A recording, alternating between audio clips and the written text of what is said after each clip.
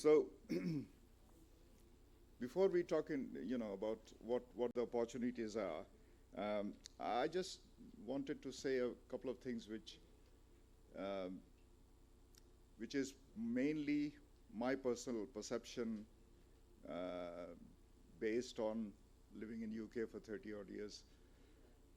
It may be different from other people. I know my colleague feels slightly differently, but when I moved, migrated to UK, it was early 1990s, and personally, having come from a very humble background of ophthalmic training, even though I was a senior resident here in RML Hospital, even RML Hospital was not very advanced in terms of ophthalmology. There was, limitations in what you can do compared to, say, RP Center or other institutes. So when I went there, I thought there was a huge gap in how ophthalmology training was, and management was in UK at that time compared to what I saw here. But over the especially last, I would say, 15 to 20 years, that gap has narrowed massively, because the revolution, I feel, or the evolution in medicine in general, but ophthalmology in particular, because that's our specialty, in India over the last 20 years has been massive. So that gap is, I would say, certainly a lot narrower, and maybe in some cases the gap has closed and it has reversed. So that's something which, and apart from the general, and because I've been coming here regularly, and I used to do some workshops in my medical school where I graduated from. And I've seen even those medical schools which used to be quite primitive are now much more progressive, and I feel my need to do something there is growing less and less, because, a lot is happening there. And there are two things I would say on a personal, based on my personal experiences. First example is our very close friend and batchmate. We started our intermediate together, and basic ophthalmic training virtually was at the same time. Partho Viswas, who's been elected the president yesterday, you can see his progression, how he has, because he's from the same state as we are, and his basic training was virtually where we were as well. Where you can see, obviously there's a lot of hard work and dedication and personal effort, but you can see his progress, and you see where his body of academic and surgical work is. And that, in my opinion, is a small example of how ophthalmology has progressed in India as well. On a more personal note, back in 2006, which is 19 years ago, he was in Calcutta, and he was a junior partner in that hospital, which the name has changed now, but, and I asked him to do my mother's cataract. This is 2006. So I came the day before surgery, and the pre-op assessment was done on that day. First surgery was done in the next day.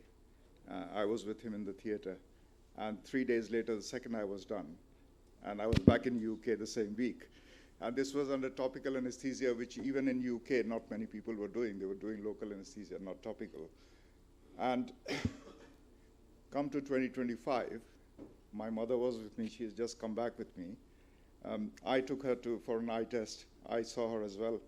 The optometrist saw. She is still virtually 6'6" unaided in both eyes, with a crystal clear posterior capsule in both eyes. This is after 19 years, which is remarkable considering what we see as a general rule. So I think there's, very encouraging signs for what has happened in India over the last 20, 25 years. So the question is, and this is for you, sorry.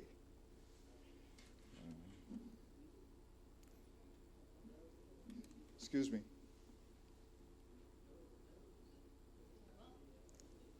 Can we go back to the main slide again? Thank you. Yeah. So that's the question. I've painted such a rosy picture of India now. Why would anyone want to come to the UK? Okay, why do you want to come to the UK? The answer is manifold, and I think most of the answers are probably outside ophthalmology, okay? Because for somebody like yourself, for people in your situation, uh, getting a training which exceeds the training you've already got is not easy, because for that you have to go into a very specialized niche hospital in the UK. Even an average teaching hospital probably would not be able to give you the kind of volumes and the kind of other super specialized training that you need, because you've done the basics very well already here. So why would you want to come to the UK? I think in spite of what you hear in the social media or in the mainstream news, it's still a very decent place to live. And you know, it doesn't matter what stage of your career you are, having a good work-life balance, even from an early age, is, I think, crucial. So that is one of the things which I say to people who are, you know, not sure what to do. That if you want to come for Florida-like sunshine for 365 days a year, that's not the place for you. If you want to come to make a lot of money, and that's your sole intention, that place is not. But if you want to have even with a moderate income, and I can tell you that the structure of the National Health Service is changing a lot. Because of the lack of capacity in the health service, a lot of private, backdoor privatization, whatever you call it, is happening. So if you have the skills, and if you're in the right post, and if you're involved in private practice or with the private companies, it can be very lucrative. And it is for some people, it is very lucrative. So that's one thing. Then obviously, as I said, easier lifestyle, and most importantly, if you're thinking long term, then the school or secondary or higher education for children, that is another important thing. So, yes, yes.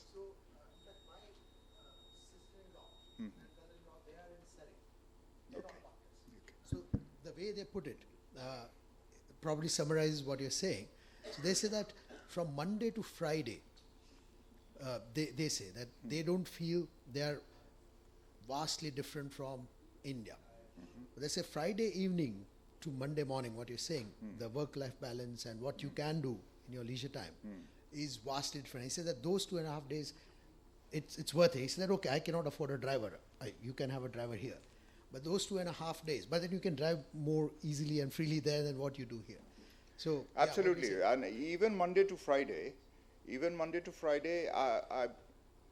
obviously the style of working here is very different. If you're in a corporate hospital, I don't know what happens out of hours, but there, even Monday to Friday, as long as you're not on call that week or that day, after 5 o'clock, it's your life outside. Nobody is going to ring you from somebody from your private practice or from your hospital to say, oh, we need you. That's, once you're out of the hospital 5 o'clock, that's it.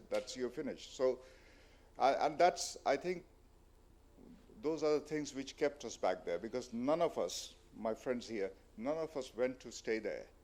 Our aim at that time, because FRCS fellowship was a huge thing at that time. It still is important, but probably not as much. So our was to get some training, do our fellowship, come back and do something here. What kept us was one thing after another, easier lifestyle, you're in a comfort zone, and then your children start going to school, and then you think, okay, and my parents told me, people send their children from India for higher education, that you've got the opportunity to keep it here and, get them the education here. So we have a different mentality. Very early stage, we start thinking about our kids, rather than think about what's going to happen to our lifestyle but obviously my batchmates, Patho being one, and there are several others who are very, very prominent ophthalmologists making a lot of money.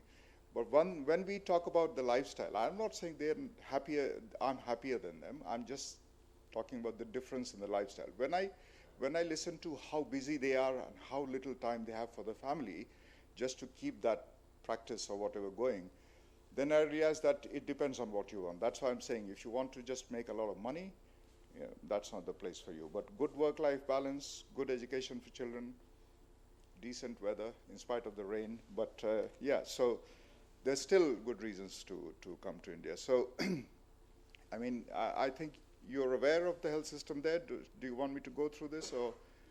Okay, so in the National Health Service, you have got the hospitals which are called trusts. For example, I'm in the Chesterfield Royal Hospital and Trust. So that's where the secondary care is provided. The primary care is provided by general practitioners in the community, and all the jobs in ophthalmology are based in these secondary the NHS hospitals. The GMC is the boss, monitors all the doctors in the UK, makes our life very difficult sometimes. Royal colleges are responsible for the specialist training, and then the deanery, which is part of the university, part of the teaching hospital or district hospitals, they supervise the training in that particular area.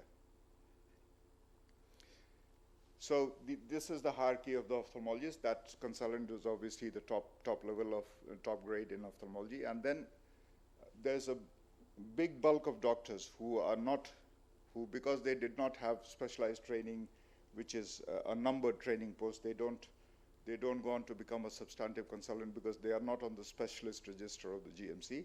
So they work as what used to be called middle grade doctors, which is staff and associate specialists. And we have a good number of Indian doctors who are in these posts, and they have many advantages, these posts. The disadvantage is that you can't do private practice. That's the main disadvantage. But apart from that, you have a structure, you have your own timetable, and an experienced person who's working in these grades, they have complete independence. They have got their own theaters, own lasers, own clinics, whatever you have. And the pay scale especially for the associates, because I have got 5 in my hospital, pay structure is quite good. And now there is an opportunity because the private hospitals where a lot of NHS patients are going now, they don't have doctors. They employ the doctors from NHS. And they don't have enough consultants now to do all the work which is available in private sector.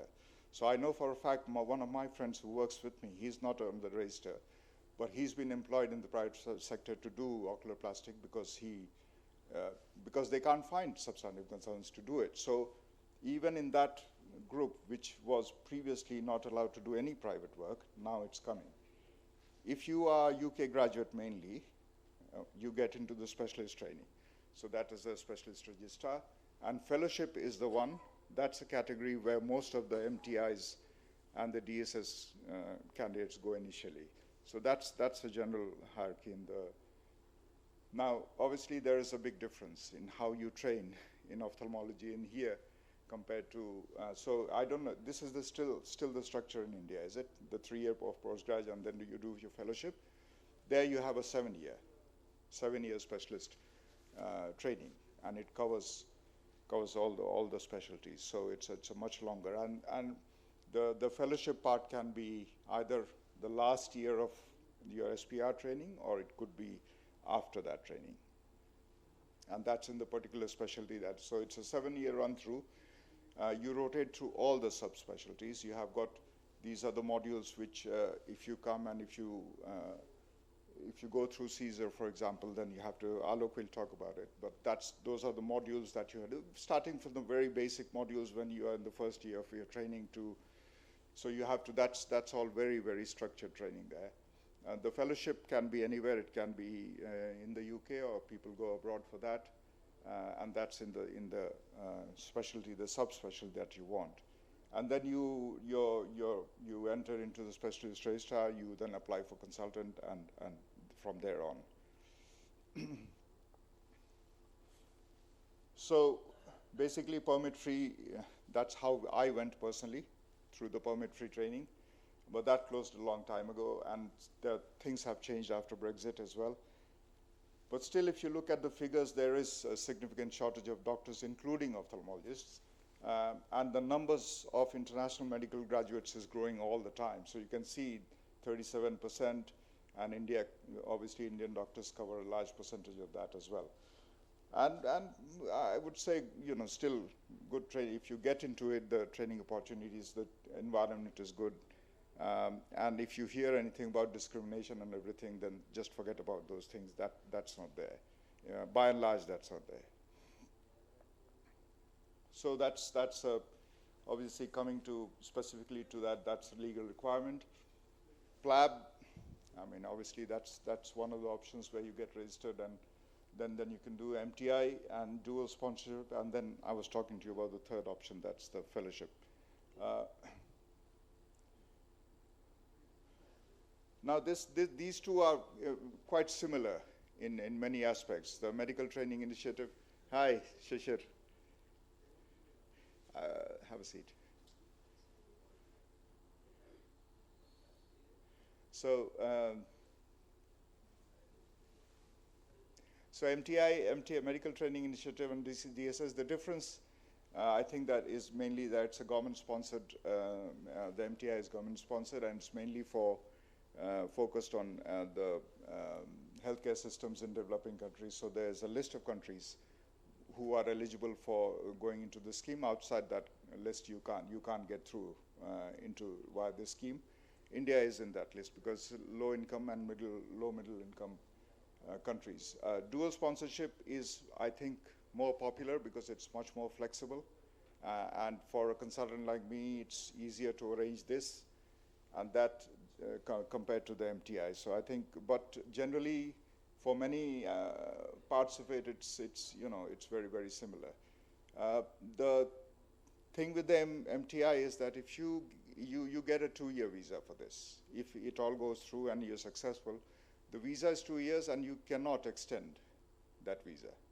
So if you suppose, for example, if you've got a job or got something which you can stay back, you have to come back to your own country and then apply for that particular category of visa. You can't just change the visa status. As far as I know, Home Office or they keep changing so many things that it's difficult to keep up with what's happening around. So that's a finer detail which, if somebody's interested, we can talk about. But by and large, you have to have a training post which is approved by the deanery and everything, and you go through the whole application process, and it has to be approved. Basically, the sponsor is the Academy of Medical Royal Colleges. They are the sponsors. They say generally, if you are looking to this pathway, it's at least 6 months process, maybe more depending on how your application goes through. The basic criteria which most people will fulfill anyway, and the only thing is if you fail PLAB, then you're not eligible for this one. The interview part of it is on virtual, it's on Teams, so you don't have to go there for the interview. So basically, you do need a UK, and you need a UK sponsor is obviously going to be whoever's offering you that fellowship, and you have to have a sponsor consultant in India, and they should know each other, but you can go through a secondary UK sponsor as well. So there are ways of dealing with that. And as I said, it's only for 2 years. They do have limitation of number of people who can go there, but that's always vacant. So it's not because of lack of numbers. In the DSS, the difference is that it's sponsored by the Royal College. It's flexible, so it can be created specifically for, but still it's mainly fellowships, because you can't go into a substantive post through this because it's still a training program. This is option, I think, which would probably be the most suitable option for people like yourselves who are already trained. So basically FRCS Glasgow, FRC Oft. I know one of my friend's daughter, she finished her FRC Oft here recently, and now she's a FRC Oft examiner as well. And that's been a very quick, I was very surprised on how quick it happened. But if you have one of these fellowships, you get limited registration with the General Medical Council, and then you're free to apply for any job, whether it's a staff associate specialist or locum consultant. But largely it depends on the requirement of the hospital. If you fulfill that, the hospital will be quite keen to have you, and that's all pre-agreed. Then you can the hospital will help you in getting your work. It's a skilled, I think it's a skilled migrant visa it's called. So you can get through that. I think this option is probably, for people like us, this is much easier to get somebody in. And as I was telling Gandhi and others, I do have a friend who came on a 2-year visa.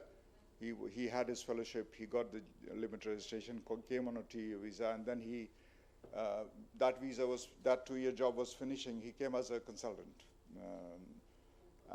He was finishing there, and then he moved to my hospital, got through his Caesar in around a year and a half, because most of his Caesar required experience was from AIIMS, which was counted anyway, but he had to do some things which took him around a year. Then he applied, got through, and he was appointed as a substantive pediatric ophthalmologist quite soon after.